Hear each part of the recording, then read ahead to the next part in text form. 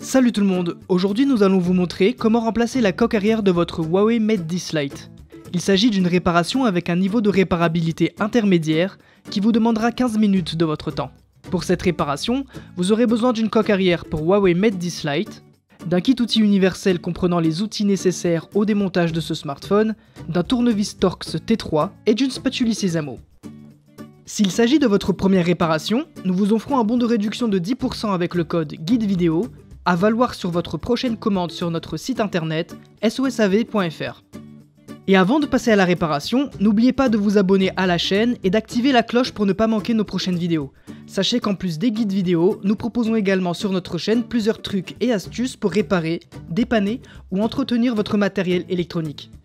Allez, c'est parti pour le démontage. Pour commencer, assurez-vous qu'il s'agit bien d'un Huawei Mate 10 Lite. Si votre smartphone peut s'allumer, allez dans les réglages de l'appareil pour trouver cette information. Sinon, vous pouvez également trouver cette information sur la boîte de l'appareil ou sur votre facture. Puis pour des raisons évidentes de sécurité, éteignez le téléphone. Ensuite, dévissez les deux vis du bas du téléphone avec un tournevis Torx T3. Ces vis retiennent la coque arrière du téléphone. Puis retirez le tiroir SIM avec l'éjecteur présent dans le kit outil ou celui fourni avec le téléphone si vous l'avez toujours. Pour retirer la coque arrière, insérez la pointe de la spatule Sésamo entre la coque arrière et l'écran en bas du smartphone et faites délicatement levier pour soulever l'écran. Une fois l'écran déclipsé, vous pouvez soulever délicatement l'écran. Mais attention, ne le séparez pas tout de suite de la coque car ils sont encore reliés par la nappe de liaison du capteur d'empreinte. Placez les deux pièces côte à côte pour débrancher la nappe de liaison du capteur. Mais avant tout, on va débrancher la batterie. Pour cela, dévissez ces deux vis qui retiennent un cache métallique qui protège les connecteurs de la batterie et de la nappe de liaison du connecteur de charge. Retirez le cache métallique et aidez-vous de la spatule en nylon pour déconnecter la batterie. Ensuite, pour séparer la coque du téléphone, dévissez le cache qui protège le connecteur du capteur d'empreinte. Retirez-le et déconnectez la nappe. Et voilà, la coque est séparée du téléphone.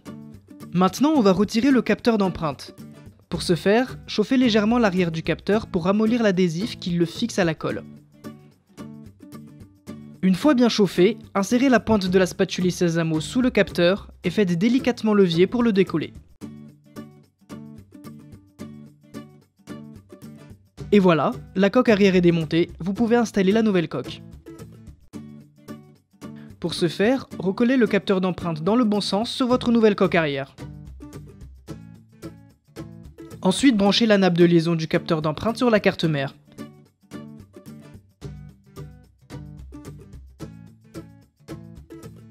Et installez par-dessus le cache de protection du connecteur de la nappe et revissez-le. Effectuez la même opération pour la batterie. Reconnectez-la, installez le cache de protection et revissez-le. Vous pouvez maintenant refermer délicatement l'appareil et veillez à bien clipser l'écran dans la coque arrière.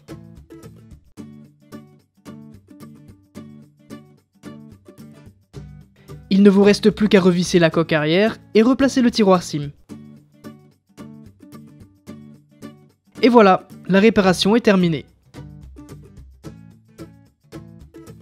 Et pour rappel, pour cette réparation, vous aurez besoin d'une coque arrière pour Huawei Mate 10 Lite, d'un kit outil universel comprenant les outils nécessaires au démontage de ce smartphone, d'un tournevis Torx T3 et d'une spatule Sésamo. N'oubliez pas que le guide de réparation est aussi disponible en photo sur notre site internet. Et d'ailleurs, des milliers d'autres guides sont également consultables gratuitement. Si ce guide de réparation vous a plu, on vous invite à mettre un pouce en l'air. Et encore une fois, n'oubliez pas de vous abonner à la chaîne et d'activer la cloche pour ne pas manquer nos prochaines vidéos. Si vous avez des questions, laissez un commentaire ou contactez-nous par mail, chat ou sur les réseaux sociaux. Allez, à très bientôt pour de nouvelles réparations.